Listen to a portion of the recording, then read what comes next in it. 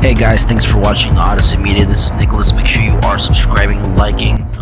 Thank you so much. I appreciate all your support. This video is one of the darkest things of the darkness growing all around us. Our modern day digital prison of slavery and modern day serfdom is coming around now to 100% majority control mechanism to the CBDCs that the central banks are now facilitating. They are playing a greater Ponzi scheme than the FTX. The Federal Reserve is the biggest FTX scandal. The Federal Reserve is that same model is now being centralized and put to a worldwide model. At the same time, these control systems and surveillance systems of China are now being replicated as well.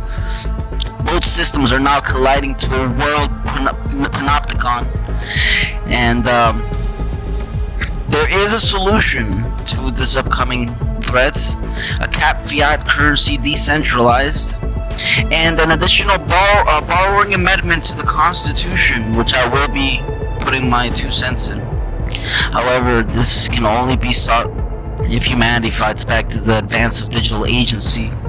They're gonna say this is the power of the intermediaries, but this is a fake language of control of integration of everyday life technocracy into an ecosystem that will be increasingly complicated, an ambiance to seduce you in, an ambiance to take you in, the convenience of everyday life, a pleasurable one, but everybody building a cage around their own selves, 100% major control mechanism.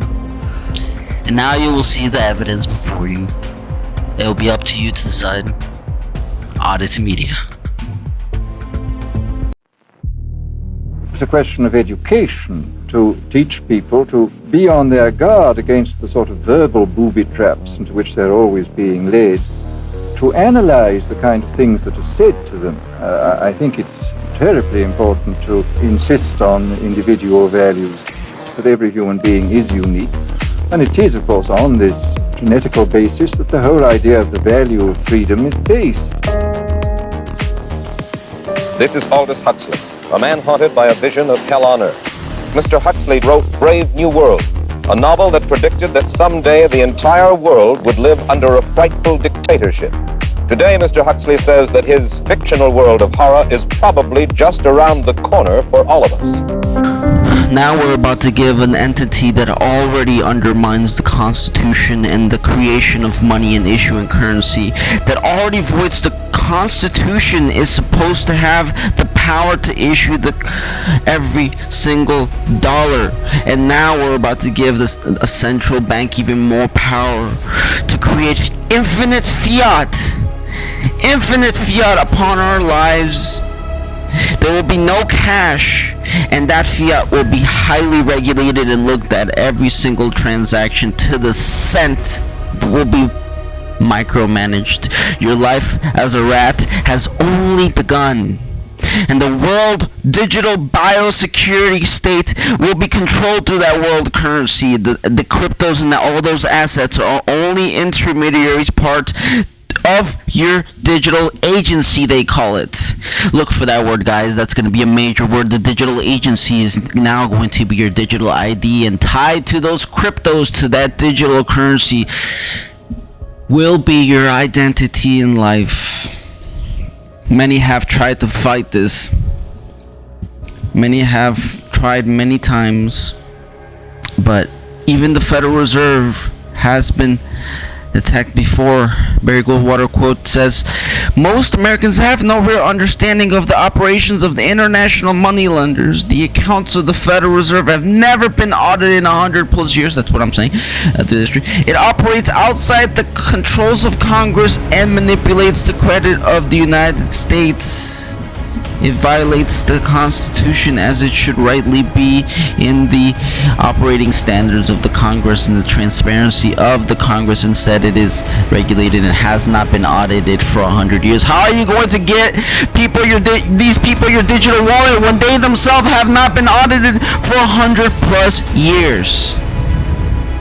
You're going to give these people your digital wallet. You're going to give them your digital agency to every aspect of your life. You're going to give them the MIT Works digital tattoos that will be bio-integrated to social aspects of your life. This is the people that you're going to give the technocracy to. The war profiteers, the currency domination, the intermediaries, fake language control. This is the black screen of the police society, the CBDC's digital wallet. Major control mechanisms that I will be showing you. This has all been shown before, guys. This is all a rehearsal. You have now been programmed into a world currency model. You are now a digital agent. You are now a digital scaling in all of this. But there is a solution, and I will show you a solution. But first, you will show your digital papers to the Führer. You will show your digital papers, your digital ledgers, and everything that you spend on. The world model is rising. Will you accept it? We will see. Everything is setting up beautifully. Even the technocrats have their own little playboy, Mr. Fake Tony Stark. People don't think that there's a world model, and people don't think that there could be trillionaires above billionaires that hide themselves. Oh yes, trust me. You will be a digital agency. You will be nothing but a 0 and a 1. But how will we fight the integration of this model? The power structure coming upon you, upon your little heads, upon all of the world, creating wars and manifesting digital agency and digital ID in every aspect of healthcare, smart cities, telecommunications, government, social platforms, all of the leaders in the world aligning to one model. Playing all of the crypto bros into a social credit system, accepting cryptos and digital currencies and regulations, because they were all dipped into everything and all of the programming that it wasn't their fault. It wasn't their fault, but now we're gonna see a clash of ideas. Will freedom live? Sufficient attention to the frightening scenario of a comprehensive cyber attack, which would bring to a complete halt to the power supply, transportation, hospital services, our society as a whole. The COVID-19 crisis would be seen in this respect as a small disturbance in comparison to a major cyber attack.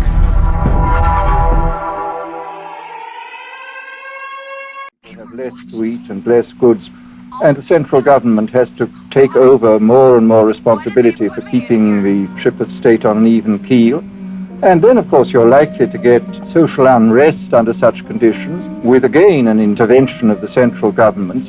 One sees here a pattern which seems to be pushing very strongly towards a totalitarian regime.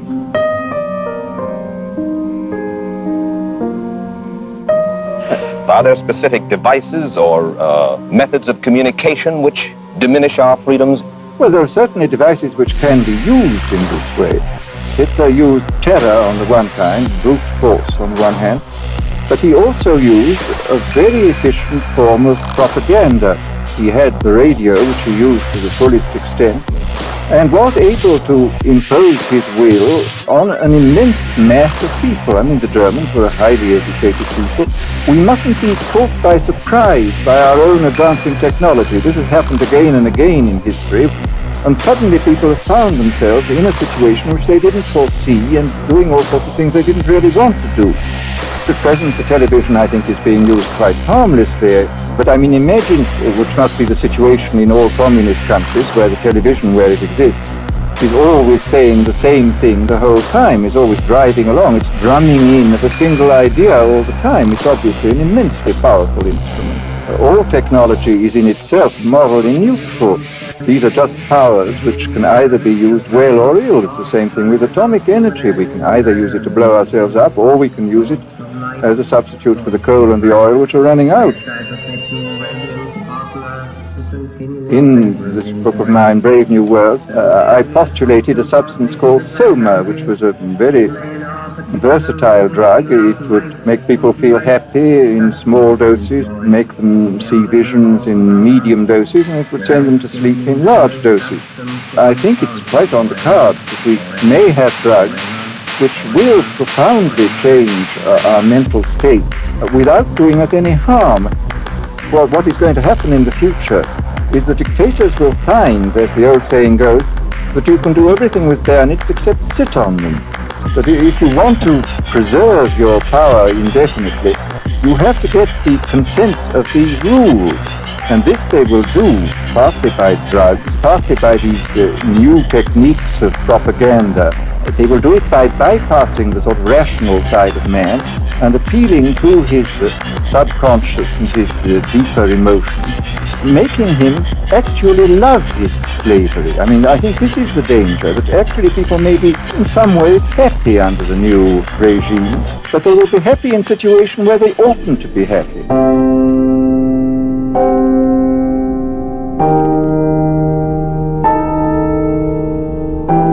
Writing about American political campaigns, you say all that is needed is money and a candidate who can be coached to look sincere. Is disrupting existing ways of thinking and doing business. JP Morgan has been a pioneer in blockchain innovation since 2014, building everything from foundational infrastructure to commercialized applications, with a mission to rewire and reimagine banking for the digital age. We developed Quorum, a private blockchain protocol that empowers businesses to build high-performance applications at scale. And today, as Consensus Quorum, it's used by hundreds of enterprises across multiple industries. We launched Link, the world's first bank-led peer-to-peer network, helping institutions exchange data quickly and securely, reducing costs and delays, and unlocking new opportunities to monetize data. Our Coin Systems team built a next-generation payments network that powers instant transfer and clearing of multi-bank, multi-currency assets 24/7. We established Partier with DBS and Temasek to help accelerate cross-border value movements for payments, trade, and foreign exchange. And we deployed the first-ever programmable payments proof of concept to automate funds movement using preset triggers set by the client, moving Treasury from a static to a responsive, dynamic entity. Blockchain is also changing the game for investors. Our Onyx digital assets platform enables the tokenization of securities for instantaneous exchange.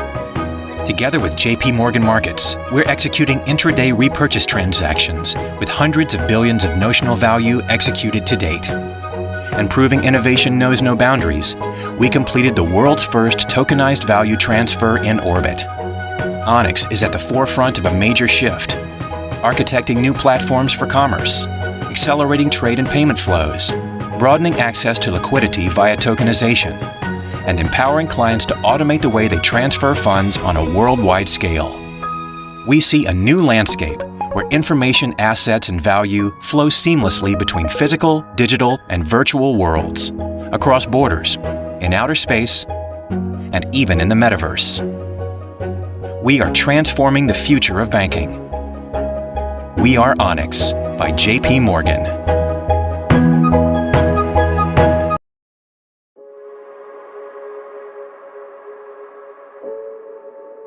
Also, they have systematically broken down the supply chain. I've seen interviews with people working at container ports, places where goods are moved through, who've said we've been told to hold on to things, slow everything down. Why would they do that? Because the supply chain delays add to the inflation, because the scarcity drives the price up. So everything is going up. So decisions have been made by American corporations and corporations in Europe and around the world.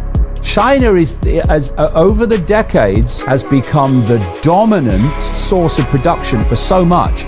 So you've handed China control of the world economy. You certainly handed China control of the supply chain, because if that stops, then what are you going to do?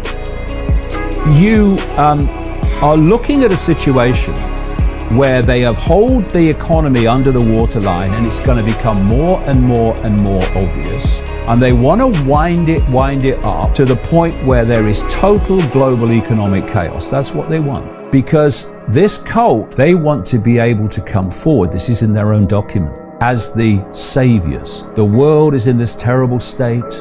You're in this economic turmoil and desperation and deprivation. What we're going to do is we're going to forgive all the debt that you have. But in return, we want all of your assets. We want your home. We want everything.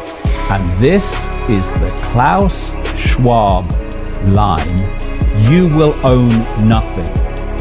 Chains have unleashed a global liquid market of digital assets. But there's an even larger market waiting to be let loose. The $250 trillion worth of real-world assets, including real estate, small businesses, commodities, and more. Assets that have never been traded on a global exchange until now. Meet Trust Token. The Trust Token platform enables any asset to be tokenized and traded on a global liquid exchange. Here's how you create tokens for an asset. Take something that you want to tokenize, a business, intellectual property, or rental property, and put it in a smart trust, an improved version of the legal trust traditionally used for wealth and asset management. The trust appoints beneficial ownership of the asset to a smart contract on a blockchain, and just like that, you can distribute the smart trust tokens which correspond to beneficial ownership of the asset. This whole process is called tokenization. Every token created can also be sold and traded globally. So investors can buy 1% of a rental property in Paris, 2% of a local cafe they like, and 3% of their favorite song. If these assets earn revenue or grow in value, they make money for their token holders, who may have voting rights in the asset's governance depending on the smart contract's terms.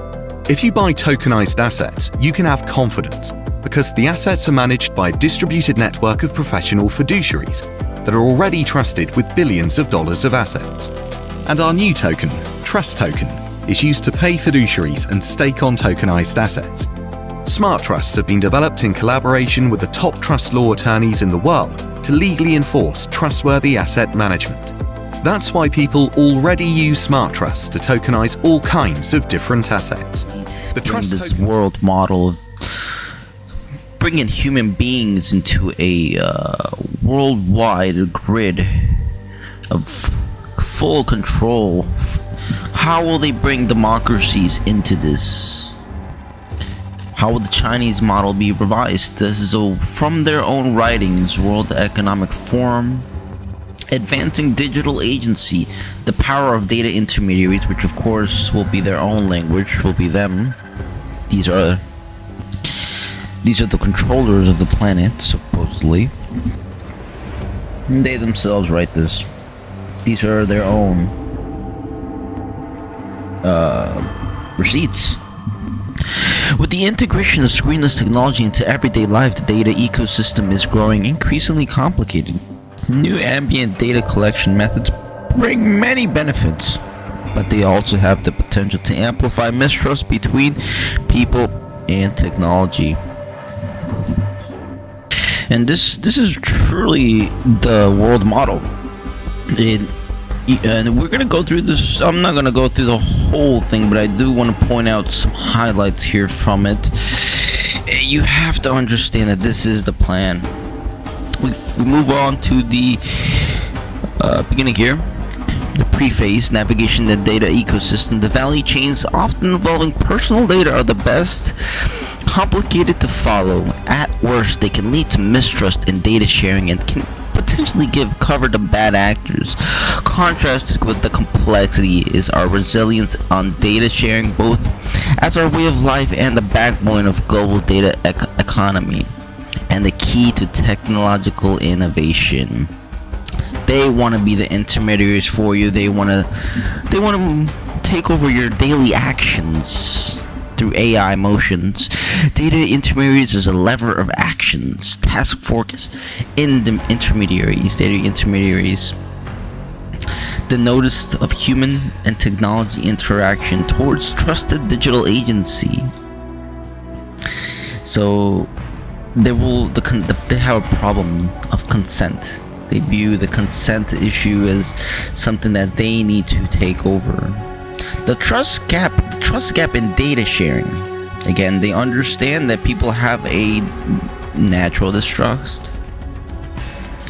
Ethical companies, because the data ecosystem is so confusing to navigate, so they must be the intermediary. They must take over your agency, because you can't. The problem of notice and consent, you're not able to have that. We must take over that. Resultant mistrust. They understand that you are not going to be willing to this, so this model has to be altered in such a way that there is no other way, and that is truly powerful. Everything is already so deeply controlled, and now it will be pushed into introduction of data intermediaries, how specific data right holders may benefit from data intermediaries. People, society, government, public section bodies, business organizations.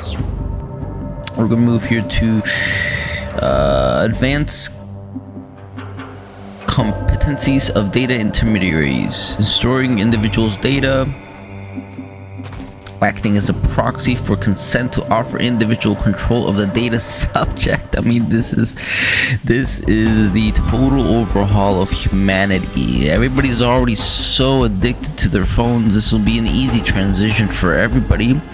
Will afflict all aspects of your life. Number 11 says exploring data value change. So the value and the ecosystem that they're gonna bring about. The feedback loops. They even talk about the feedback loops. It's one of the features that will help them integrate and collect, analyze, disseminate, connect, influence, and change all aspects of your life to the data value chain. They've already planned all of the scenarios for humanity and how the notice of consent to the intermediaries that they will take over, all of the platforms that they will take over. We'll move on to page 13 here. The opportunity, trustworthy, human-centered data intermediaries. Oh yes, they're so trustworthy.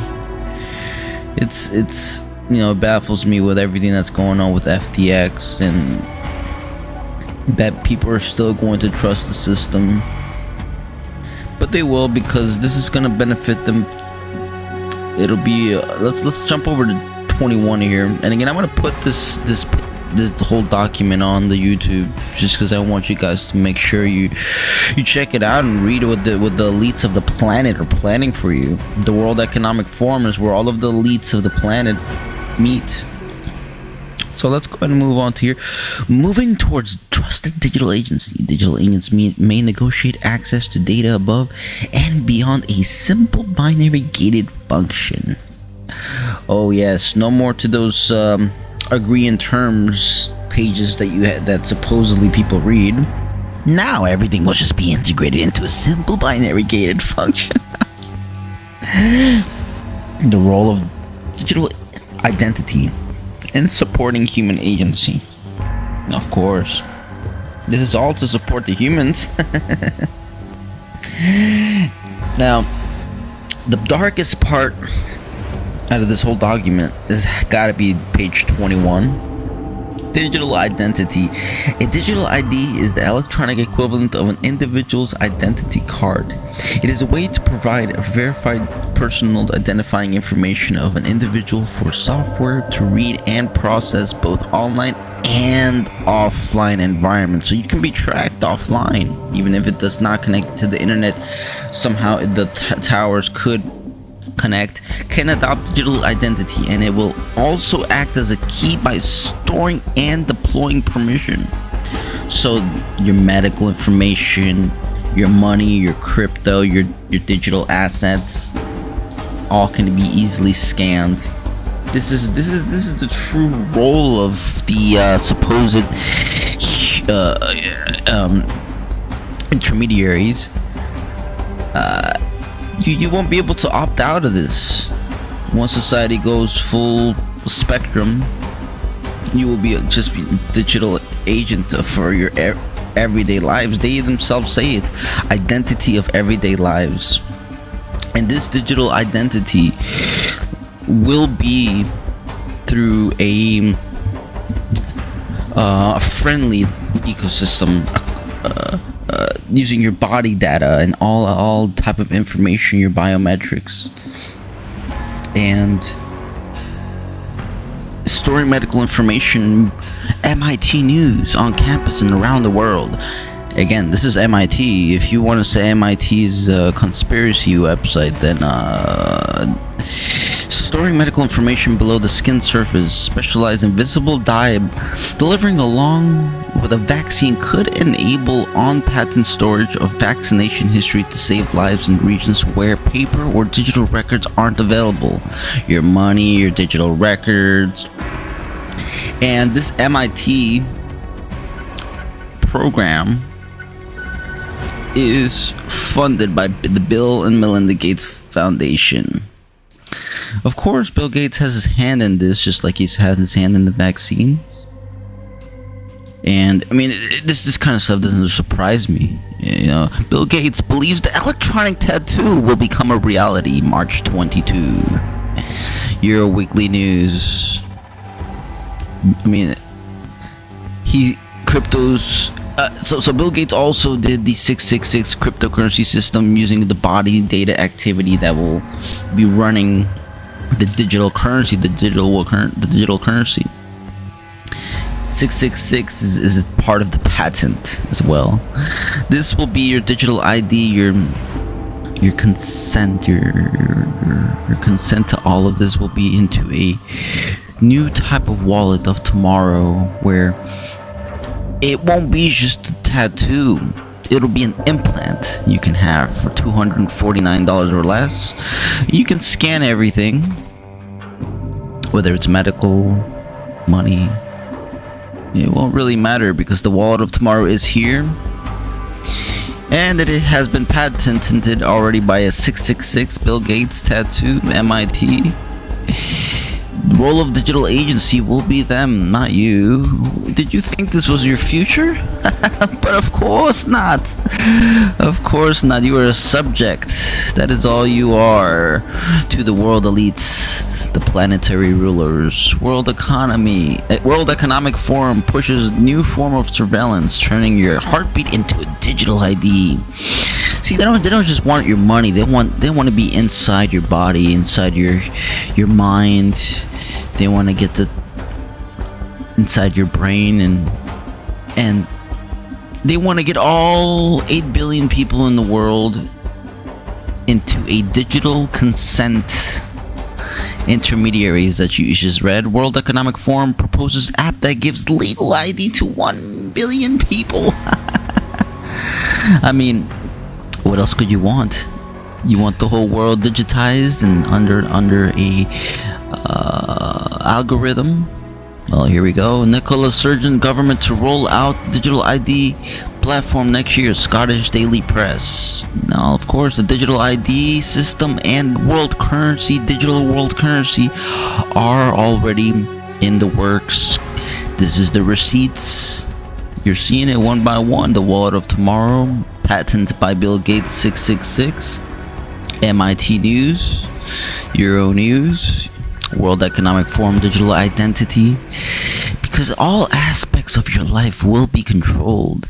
Everyday lives is for access to insurance, treatments, monitor health devices, wearables, healthcare, financial services, food and sustainability, travel and mobility, humanitarian response, e-commerce, social platforms, e-government, telecommunications, and the big part of this, e-government. I mean, e-government? What the heck is that? For citizens to access and use services, file taxes, vote. I mean, you already thought Dominion was a thing? Oh no, get ready for digital voting now. Straight from your chip or your app that has already digital identified you through your biometrics and the intermediary systems that they're proposing. Oh, get ready, guys. Get ready.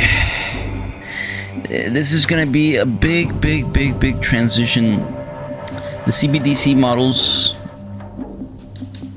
for the Bank of International Settlements Monetary and Economic Department has already been looking at this central bank digital currencies.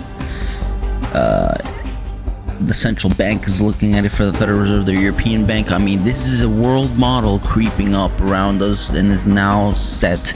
The green light is all set. The criminals are all ready for you. The wallet of tomorrow has already been set.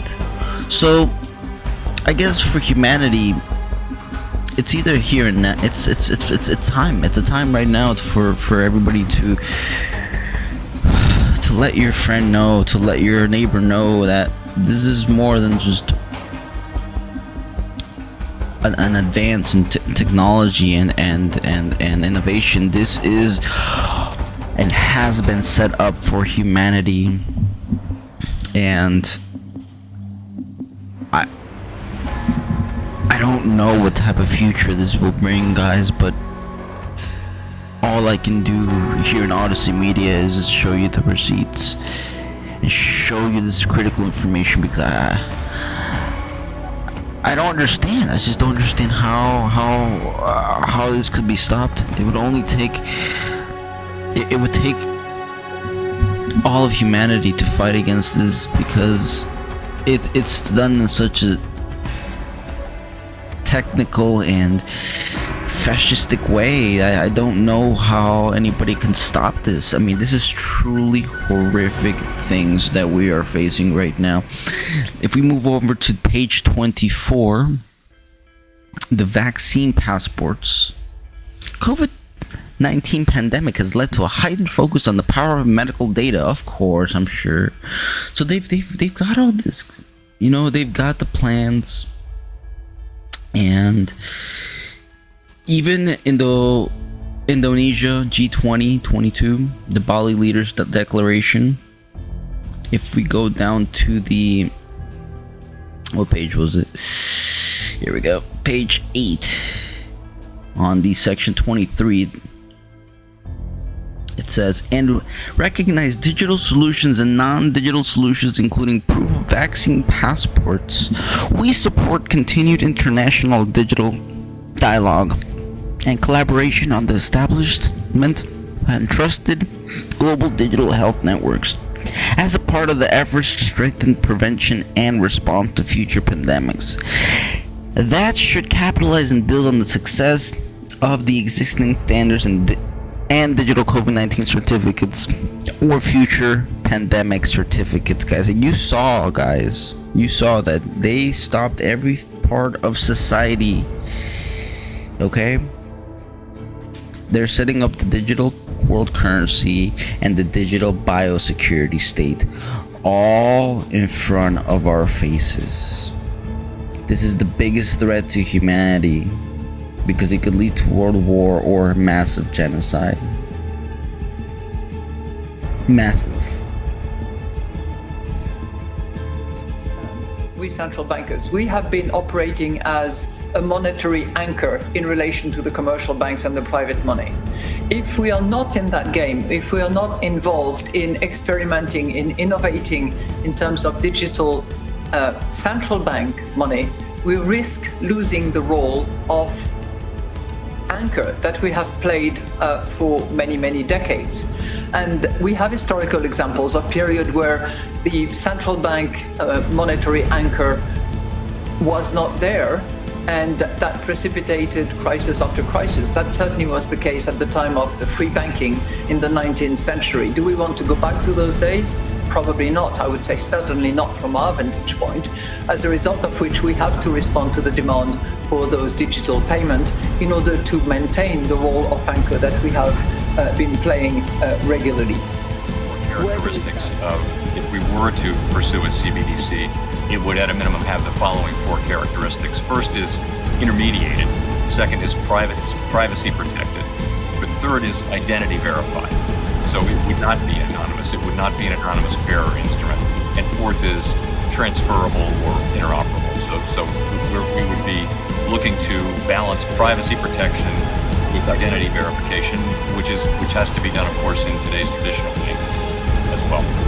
We think that there are four characteristics of, if we were to pursue a CBDC, it would at a minimum have the following four characteristics. First is intermediated. Second is privacy protected. But third is identity verified. So it would not be anonymous. It would not be an anonymous bearer instrument. And fourth is transferable or interoperable. So we would be looking to balance privacy protection with identity verification, which has to be done, of course, in today's traditional banking system. What does this mean for the money? Bitcoin's more anarchist features, like the near anonymity, the lack of central control, suggest it's probably a long shot to replace the dollars in your checking account. But people who study the technology that powers Bitcoin say blockchains will likely change how the world does business. 2027, it'll be everywhere. They're going to permeate everything we do. Many of the programmers working here with Joe Lubin are betting on a future where blockchains will make it so that complicated, paper-intensive stuff, like opening an account or renting property or getting a loan, stuff that normally takes days or weeks, could be done instantly.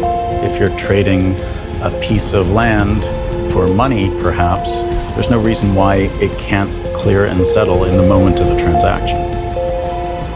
In places where the financial system already works fine, this means banking could get a little simpler, cheaper, harder to hack. But for nearly 2 billion people in the world who right now can't get bank accounts at all, the stakes are a lot higher. Just look at what simpler cell phone-based banking has done in places like East Africa. If you'd previously followed, what she buys, how she behaves, is tracked and scored to show how responsible and trustworthy she is. It's called the social credit system, and in one version now being tested, a person's reputation is scored on a scale of 350 to 950. And how you, with a good score of 752, is okay with it. In fact, most people are. It's a mechanism like pushes you to become a better citizen. It's big data meets Big Brother, expanding how the government monitors, understands, and ultimately controls its 1.4 billion citizens.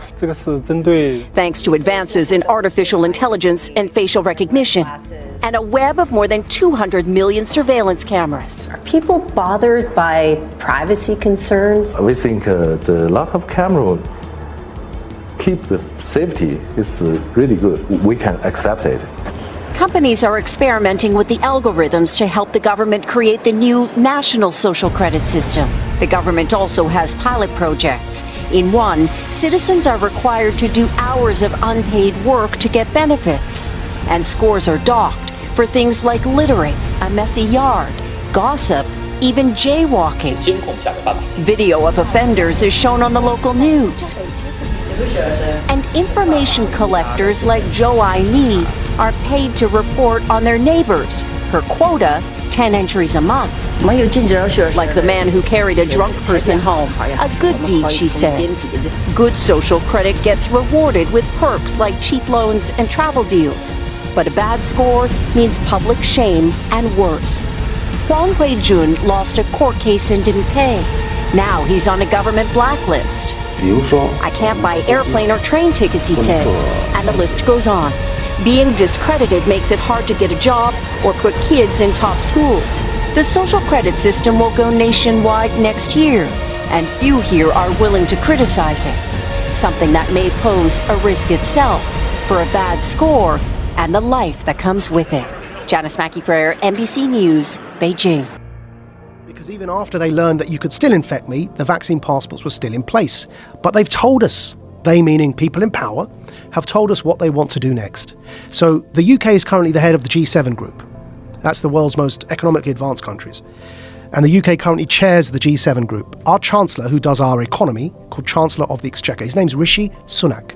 He put out this video saying that what they want to do is bring in this thing called the central banking digital currency.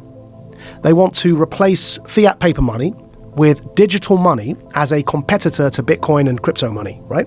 But instead of being decentralized currency, it will be controlled by a government. It's digital currency, but controlled centrally through the banks. Bank of England. So instead of having a bank account with whatever, HSBC or Bank of America, you'll have a bank account directly in the American context with the Fed. In the UK, directly with the Bank of England. You have a personal bank account and you're given digital money in that bank account. These are called central banking digital currencies. The Chancellor of the Exchequer in the UK has already announced their intention to do this as the G7 group. And these, if you look up... this sounds terrifying. If you look up, there's a specific article in the Telegraph, programmable digital currency, yeah?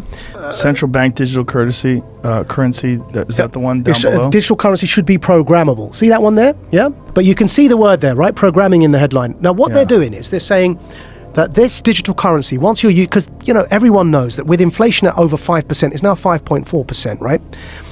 Our fiat money, the paper money, is increasingly becoming worthless, and we're headed towards a big disaster.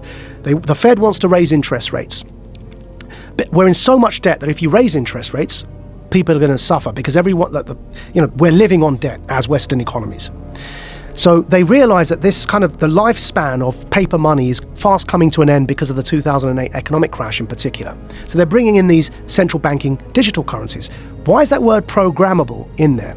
So what they said in that article, and the Chancellor put a video out saying this as well, they said, right, think back to what vaccine passports were, yeah? If you don't have your jab, you can't even eat in this restaurant. What they've said, and why the word programmable was in that headline was, they've said that this money that you will earn from work, instead of having paper money, you have this digital money, it's programmable so that you can't buy certain foods, or if you do something that your employer doesn't like, it's all in that article. You won't be able to spend your money. In other words, it's not money, they're vouchers. They're like food vouchers.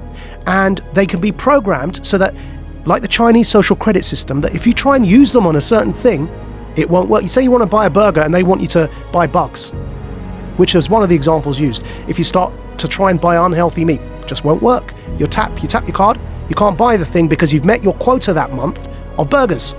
You have to buy something like a vegan meal. So it won't just be money in the sense of the way we have dollars or pounds today. Yeah. It'll be something that's controlled in terms of your ability to distribute it. Which is why I'm calling it a voucher. It's a coupon.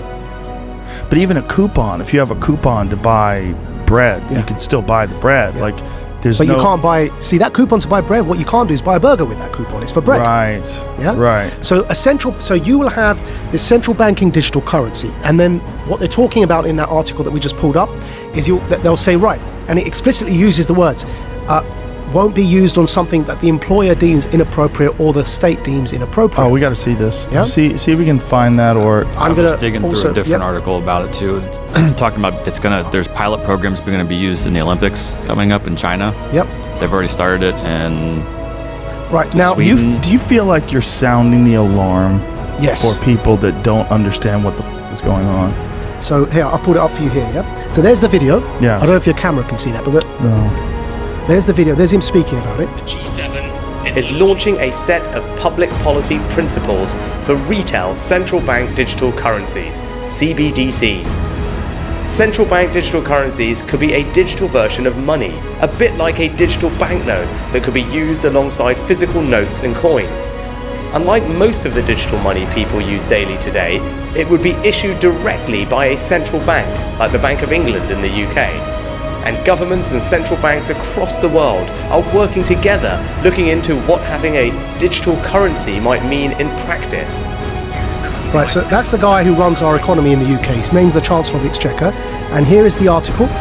Bank of England tells ministers to intervene on digital currency programming. Yeah, and here's a quote from the article. This is in the Telegraph, the one he pulled up, but it was behind a paywall, so I'll just read the quote.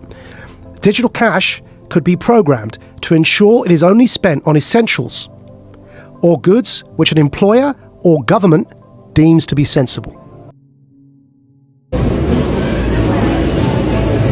Yeah, make it as big as the circle. So go up. Okay.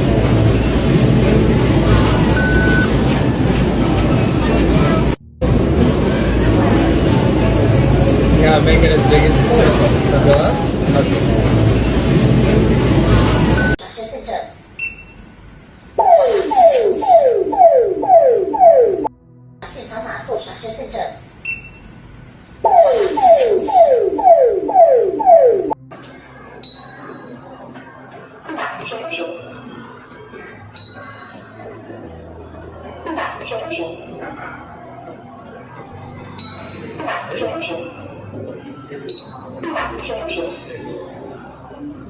Holy shit. I'm going to take it one step further for you, Joe, right? So the vaccine passport infrastructure is in place. But now we know that the vaccine doesn't stop infection or transmission, but the checkpoint Charlie exists everywhere. They bring in digital banking, central banking digital currencies. You've got a scenario now that you're checking in and out everywhere you go using vouchers that are programmed, and you can only spend where you're told you can spend them. There's another word for that, man. That's called the Chinese social credit system. That's what it's called. And anyone who watches Black Mirror will know what I'm talking about. That's that TV show, right? Yeah. So what they are telling us, and when I say they, who's they? People in power. That's the head of our economy, the Chancellor of the Exchequer, second most powerful person other than the Prime Minister and maybe the Foreign Secretary in the UK, right? He's telling us, I just played it there for you, he's telling us that's what he, as the UK, the head of the G7, want to bring in for the G7. So a scenario where, like in New York at the moment, because the passport infrastructure is in place, you bring in that digital currency and you've got this total control. And if I'm speaking to you the way I'm speaking now, and my employer or government, you heard that in the quote directly, yeah, deems me as saying or doing something inappropriate, suddenly I can't actually pay to come here and speak to you anymore. My digital currency won't even pay for the ticket, because it will be known that I'm coming to speak to you. Sorry, your vouchers don't allow you to purchase that ticket to go and speak to Joe. And this is where we get into the kind of censorship that we see in social media that is not, it's not, you can't have that kind of censorship with the First Amendment in normal discourse. But you can have that kind of censorship if you've developed a digital platform that distributes information, but it's a private company. Yeah. So think about what money is, where you can spend it on whatever you want, versus this digital currency, which is essentially controlled in a sense, like you have free speech on Twitter, but you really don't. Because if you go too far or you talk about something that they don't find appropriate, they'll just ban your account. That could be what we're looking at in terms of what we think of as free speech being social media platforms, could be what we think of as your free range ability to buy whatever you want with whatever money that you've earned. What's going on here is, with this central banking digital currency, if you get to that situation where you end up with the Chinese social credit system in the West, why would anyone want to do that, right? I believe we're in a moment of the Gutenberg press. Go back to when the printing press was invented. Technology disrupts power structures. It always has. Printing and its invention was a new technology. What happened when they invented the printing press? The power structures who up until that point were reading the Bible for you and were telling you that you got to pay this priest X amount of favors and he'll forgive you your sins. And that became a bribery system, right? Which is what Martin Luther was so upset about when he pinned his thesis to the wall. The printing press disrupted that power dynamic because people could read the Bible for themselves. And they began realizing that the power structures were manipulating what was written to control people. Now, nobody in hindsight is going to argue that printing and its invention is a bad thing for humanity. But at the time, it led to war. It led to the 30 Years' War in Europe. What's today's Gutenberg press? The internet. Now, what's happening is that the invention of the internet, with the decentralization of information, and in particular here, the decentralization of currency in the form of cryptocurrencies, is disrupting those power hierarchies. To have the infrastructure in place that you can have a checkpoint Charlie society, so that when the central banking digital currencies are in place, that infrastructure is already there because people were so scared they voluntarily allowed you to put that in place, so that you can maintain your grip on power, because what's coming around the corner is the decentralization of everything, of media, therefore of narrative, and of course remember, whoever defines the truth gets to define reality. Decentralization of narratives, decentralization of the economy through crypto. You no longer have the power to define the story and control the money supply. So the powers that be, who are losing that power, need to clamp down. They're clamping down on their own children, because we are people who are born of the West. So it's an internal civil war in a hybrid war context over truth and over information. Centralization versus decentralization, basically. It's no longer about left or right. It's about up versus down. It's about power versus those who don't have power. Right. See how easy it was to convince everybody initially that the Iraq war was needed, right? Now you've got a point today where they haven't been able to convince people of their measures that they wanted to bring in when COVID struck, because it was quicker to be able to unpick that narrative due to decentralization. Shows like this that weren't under the traditional yoke of traditional media were able to have certain conversations. Now that means that it's harder to control the narrative. And so in a situation like that, when you're losing your grip and power, the only option you have left is to clamp down. There's going to be some short-term pain. And what do you mean by that? There'll be another emergency, whether it's war with Russia, which is already being played up, whatever it is, whether it's the crash of the economy because of the fiat and the inflation at 5.4%, at least in the UK, it's 5.4% here. I know it's out of control here as well. If the currency collapses, because we're living on printed money at the moment, it's called quantitative easing. We are literally printing ourselves money to try and pay for our debt. We're just printing more money. That's unsustainable. So we're in this situation where any other crisis could occur. If the food shortages everywhere and people end up rioting, it's a good reason to say, right, we need more power to control this. We need more emergency powers. We need stronger laws. And so you end up in a situation where crises can be manipulated to bring in stronger and stronger authority, when really what's going on is we're in this crossroads in history.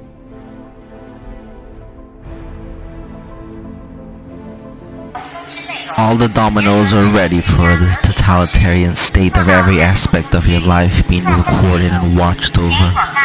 The world is ready. The last standing is just America's middle class.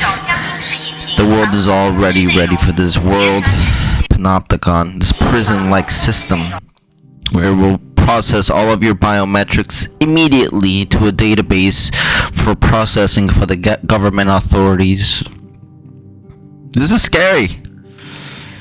And after the world currency and the medical records, the last step of all of this is the camps. There's a Chinese dictator for life now in China. He's declared himself pretty much to the party. Everything is being repeat as once before. China is now having millions of its Uyghurs in prison camps. That's right.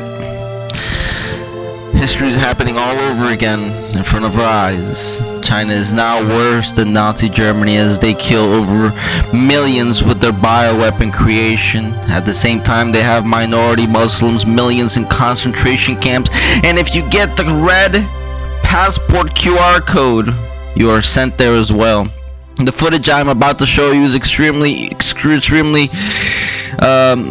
hurtful to a lot of viewers, so please, I'm just advising you guys that history is happening before our eyes, and if China doesn't wake up now, it's up to the Chinese people and the American people to stop thermonuclear warfare at this point. Genocide is in the middle of happening in China.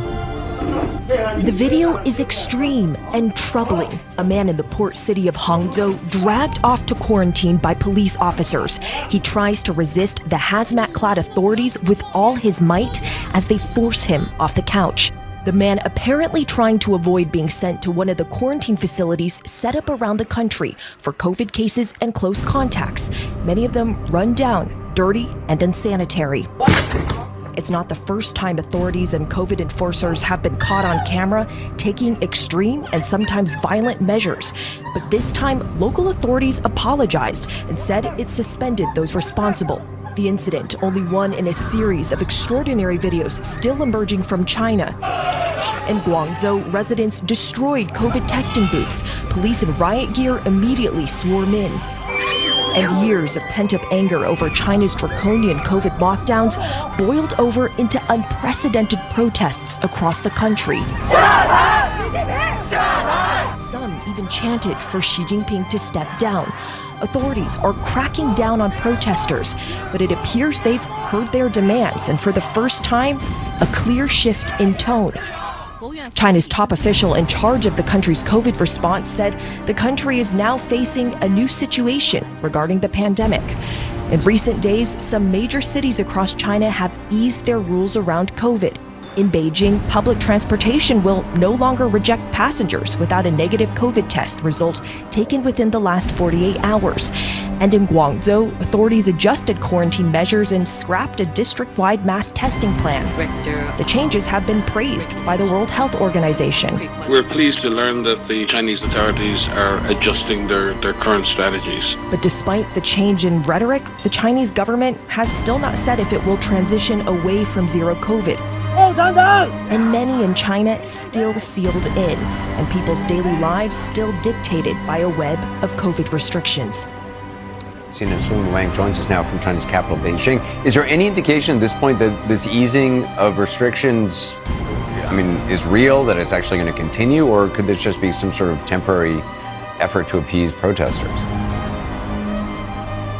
Yeah, Anderson, it appears to be real because the protesters' voices, they've even reached the very top. You mentioned earlier that this EU official told CNN that Xi Jinping told the European Council president that these protesters were frustrated after years of COVID restrictions. And Xi also apparently said Omicron is less deadly, which makes the government feel more open to further relaxing these restrictions. Now, we don't know the exact language Xi used, but this is a big deal on several levels. For one, authorities, they've been censoring all evidence of the protests at home, and here you have the Supreme Leader apparently acknowledging that they happened. Plus, after years of demonizing COVID, this is a clear shift. But that being said, Anderson, our lives here are still very restricted. I still need a recent COVID test to enter most public areas. We're still tracked everywhere we go, forced to scan our health codes, and there is, of course, still the threat of lockdowns and quarantine. And the reality is, health experts say China cannot just easily walk away from zero COVID, because instead of focusing on boosting vaccinations and the country's health infrastructure, China for the last few years has poured all of its resources into enforcing zero COVID.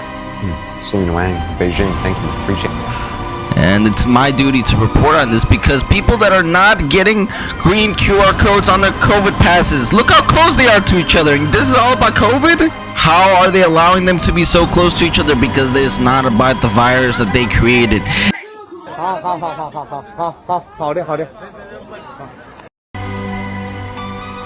It is about the creation of their concentration camps, of these videos being leaked out of China right now, of the concentration camps for all of the political dissidents and all of the protesters will be heading to the camps.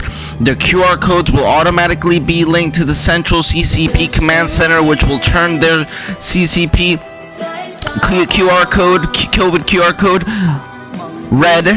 And as soon as it goes red, you'll be taken to a camp where you'll be fed like a slave dog that you are. This is the world model that's heading to America, but the last people that will let this happen will be the middle class. This is your fair warning. What you're seeing now is a depiction of real life China. People that are sent to the COVID camps. This is not about a virus. This is a world technocracy system, and it's now being implemented into the United States. I'm afraid if we don't fight back, the camps is the last. It's the last step for a free society.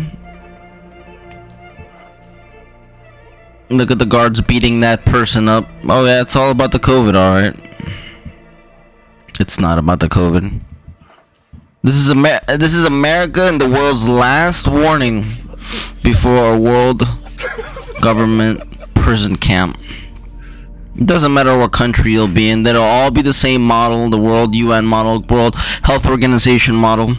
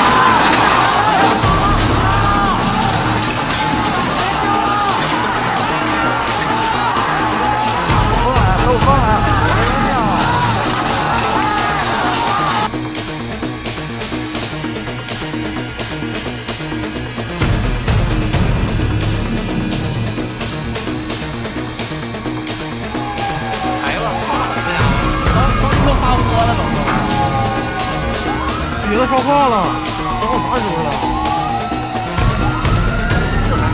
再让我下一个。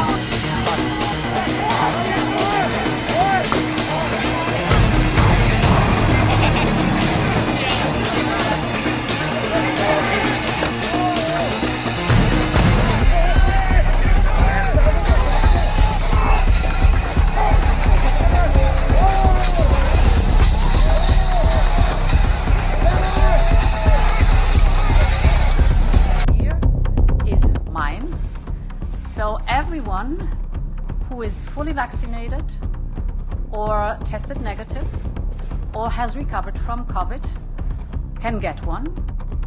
And we have right now 15 member states that have already signed up. And from the 1st of July, all 27 member states have to apply these EU digital certificates for the COVID. I am planning now to start my tour through 27 member states for the next generation EU, our Recovery and Resilience plan, and I'm very curious to test and to see how this certificate will work. Transformation period. I respect China's achievements, which are tremendous over the last over 40 years. I think it's a role model for many countries, but I think also we should leave it to each country to make its own decision what system it wants to adopt.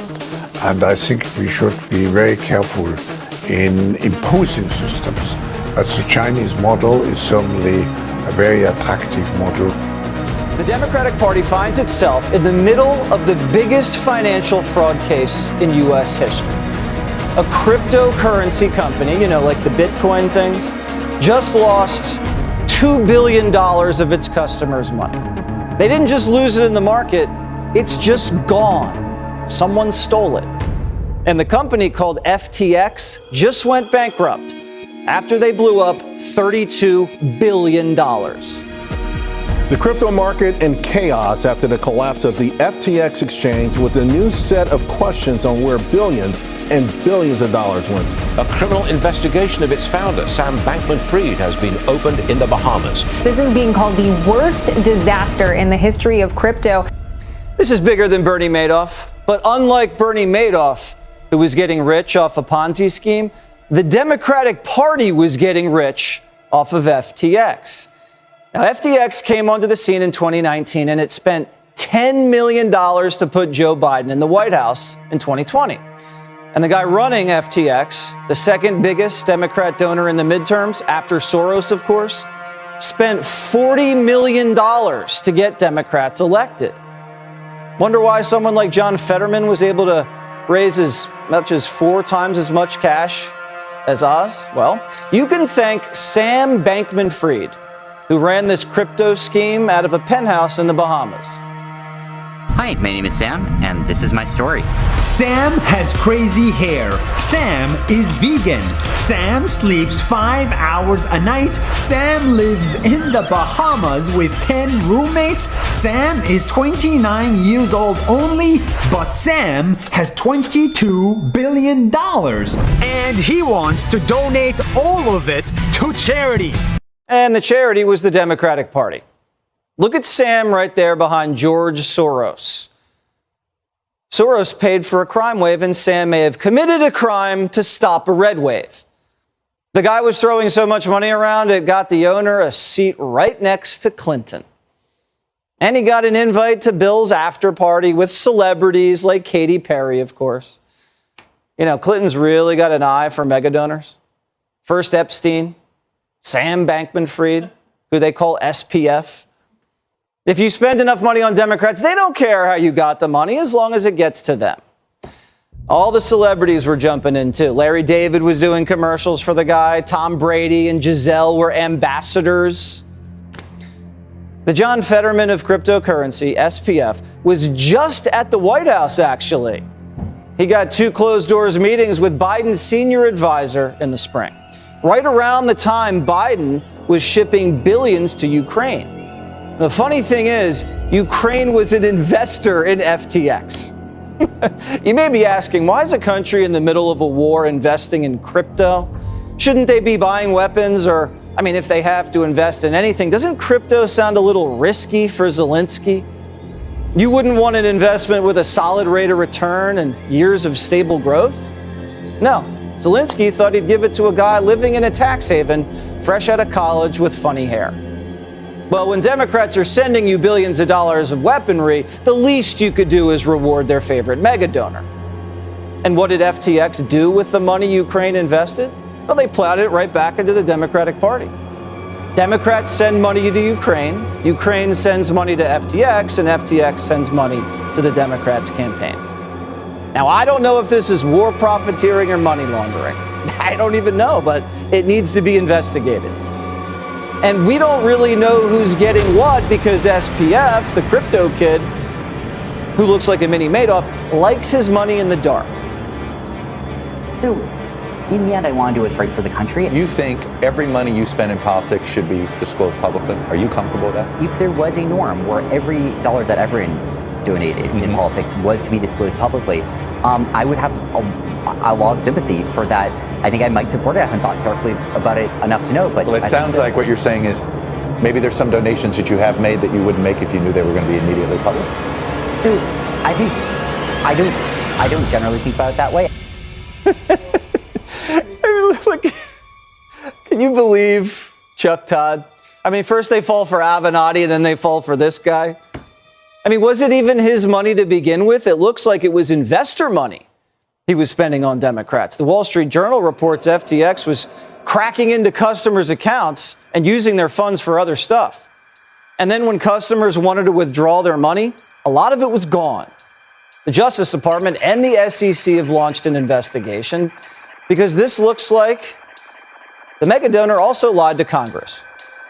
We have a transparent system where all of our data all of our public market data is openly available. and free where risk parameters are transparent. No, so transparent. Did he think he was too big to fail because he had regulators in his pocket? Probably. I mean, you're bulletproof when you can buy politicians. And this guy was planning on buying Biden with $1 billion. I imagine you have some probability distribution in your mind of how much money you might give in the next election cycle. Like, give me some number. I would guess north of 100 million. So if that's a floor, what's the ceiling? Like $1 billion? Might you give $1 billion? Yeah, I think that's a decent, thing to look at. So the Democrats' second biggest donor just blew up right after he helped Democrats keep the Senate. Oops, that's a shame. Perfect timing for Chuck Schumer, though. But this was a family affair. The crypto fraudster's brother has a job in Congress, of course. He works on the Financial Services Committee, and he works for a Democrat. So the guy in charge of oversight is staffed by family members of Minnie Madoff. Whatever happened to the $32 billion anyway? I wonder if there was any red flags. Oh, here's one. The person running cash flow at FTX isn't good at math. Use very little math. Use a lot of elementary school math. So I see those abstract math classes are not required. You never have all the information, so you kind of just have to make your best guess based on what you can see. We tend not to have things like stop losses. I think those aren't necessarily a great risk management tool. Yeah, I'm trying to think of a good example of a trade where I've lost a ton of money. Well, I don't know. I probably don't want to go into specifics too much with that. You had executives bragging they don't do risk management. And that, by the way, that was Minnie Madoff's girlfriend. She was living in a penthouse in one of the world's famous tax havens with him in the Bahamas. There were 10 kids working in this office, and they were all sleeping with each other. It was a polyamorous penthouse. It's what you call a pump and dump scheme. And no one noticed a thing until a week after the Democrats kept the Senate. Nicholas here, Odyssey Media. Oh yeah, don't you mind me. As long as you have the connections and you have the money, anything can happen here. Rob Banks from Star Fox Flagship on Twitter pointed this out and made a really exemplary graph here of all of the interesting connections with the SEC head, economics MIT professor, Caroline Ellison, the Democrats, and the current administration of the crypto donations from the Bank of Ukraine, of the crypto donations from FTX. And it turns out that the public is now realizing that this guy was the major second donor to the Democrat campaign in the current administration as well, had ties to the SEC, and is still out running around making everybody look crazy. I mean, top crypto heads, top CEOs are wondering why this guy is not in custody, why he's not being served his rights. Instead, he goes on the New York Times Dealbook Summit, which, by the way, they were charging about $2,000 to attend. I mean, it was quite ridiculous. And yeah, they had pretty much everybody there. Bill Ben Affleck, TikTok CEO, Redbird Capital Partners. Oh, look at that. CEO BlackRock, Netflix, Amazon, Talking Heads. Oh, New York Times. Prime Ministers, puppets. Oh, the Federal Reserve. Facebook and Zelensky. I mean, this is quite the speakers here. Just shells for a whole system. Money laundering scheme. Ukrainian government launches crypto donations. Website FTX. So this was back in March 14, 2022. The money laundering began. You're wondering where all of the U.S. taxpayers and all of the crypto bros money went? Well, it went to Zelensky and then back to the Democrats with Mr. Bank-Friedman there, Mr. Sam himself redirecting these donations. Because if you're taking customer funds, if you're taking over 50% of government funds, oh, you bet your ass the Ukraine donations went as well to the Democratic Party. Money laundering, war profiteering, political crimes. I don't know what you want to call this, but apparently these people can go ahead and continue to be in full freedom without being even investigated or I mean, have you heard? He's still giving $2,000 speaking events, and go ahead and continue to donate to Ukraine, guys. The war will keep going. So you think every money you spend in politics should be disclosed publicly? Are you comfortable with that? I think that I think what I would say is, if there was a norm where every was suspiciously, in quote, transferred from FTX wallets after the bankruptcy filing. And there have been accusations that this is the assistance effectively of was suspiciously, in quote, transferred from FTX wallets after the bankruptcy filing. And there have been accusations that this is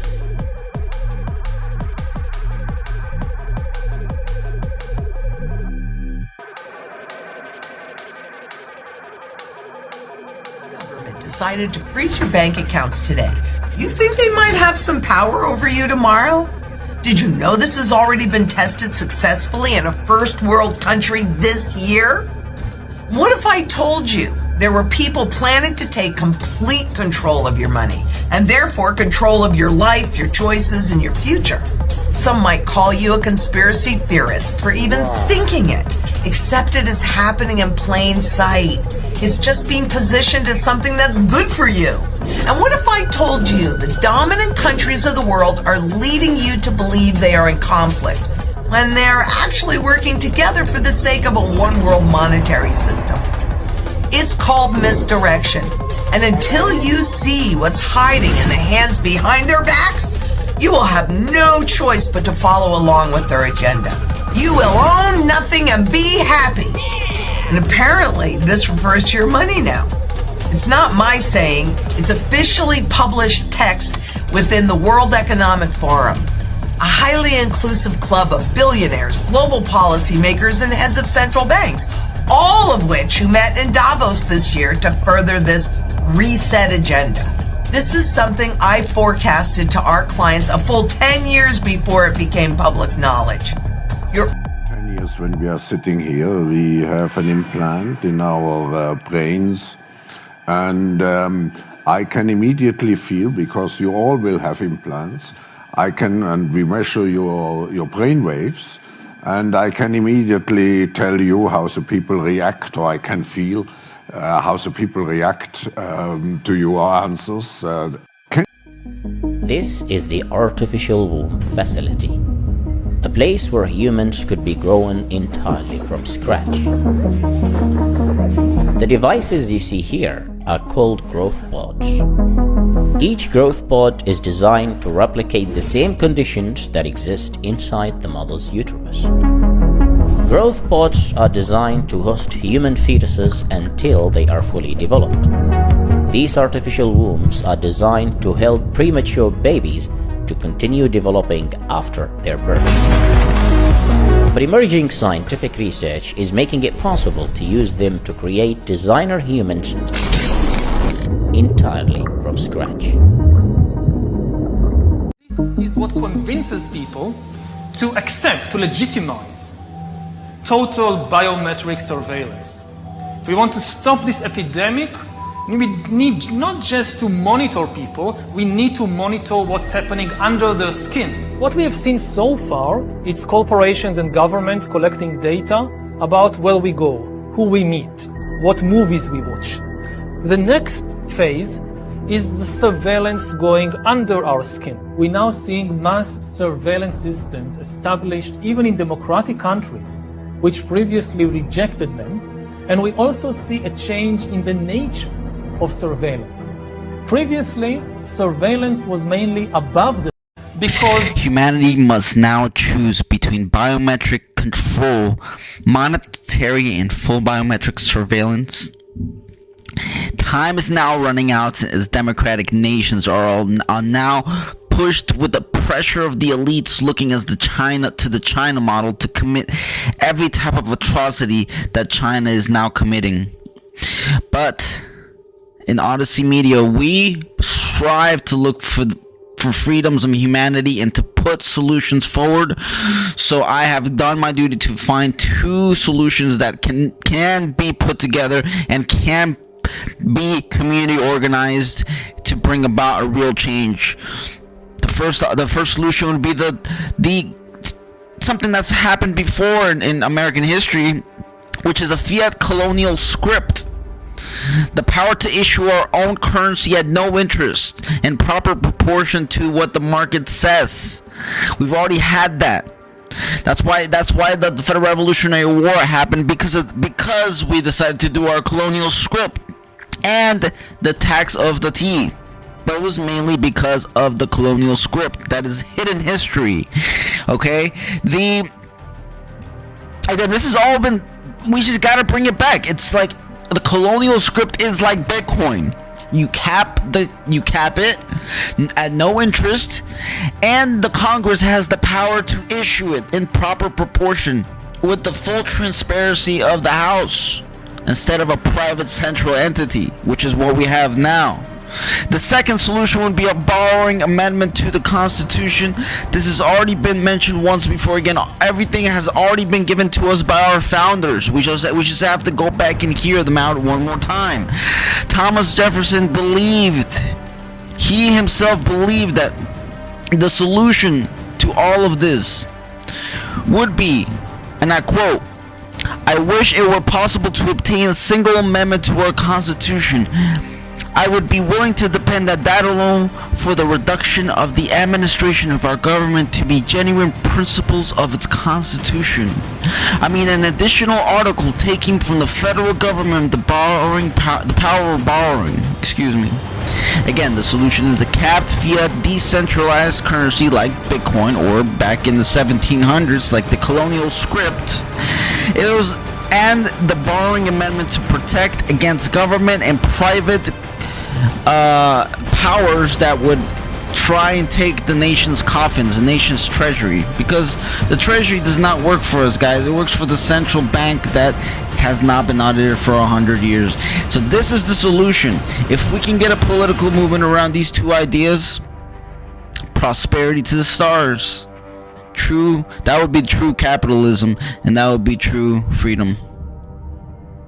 Law is simply that people are going to hold on to what's value and spend what isn't valuable. Way back in my youth, I was 11 years old when we went from a silver-based monetary system to a purely fiat system. People saw that silver was money, they got used to it, they didn't really think about it. And in 1965, under President Johnson, he basically said, well, silver's too valuable to be money.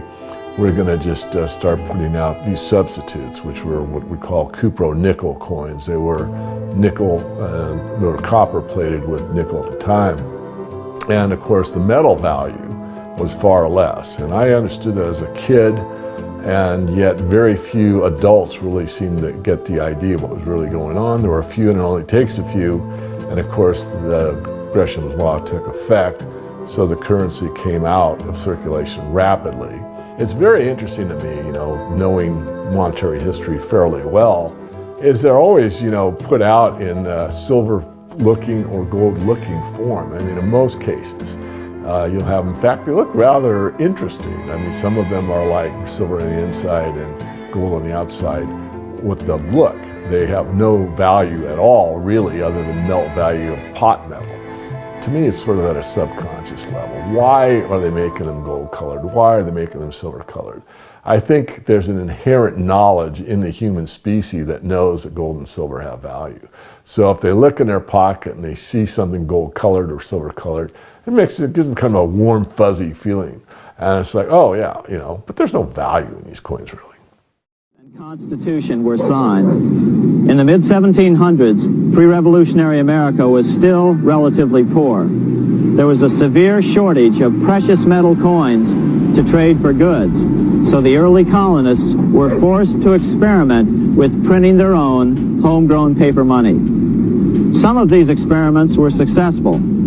Franklin was a big supporter of the colonies printing their own paper money.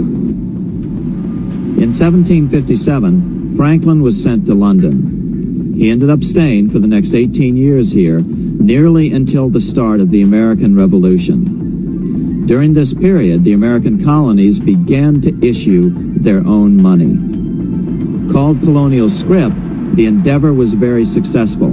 It provided a reliable medium of exchange, and it also helped to provide a feeling of unity between the colonies. Remember, colonial scrip was just paper money, debt-free money, printed in the public interest, and not backed by gold or silver coin. In other words, it was a totally fiat currency.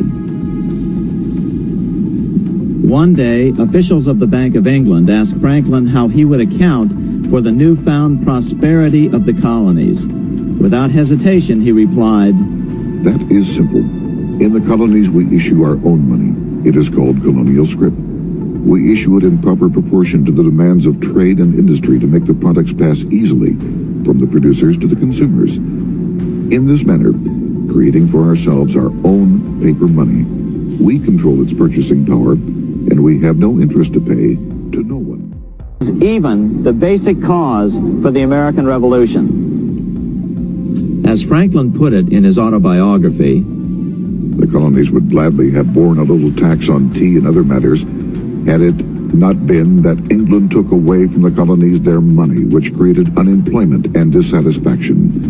The inability of the colonists to get the power to issue their own money permanently out of the hands of George III and the international bankers was the prime reason for the Revolutionary War."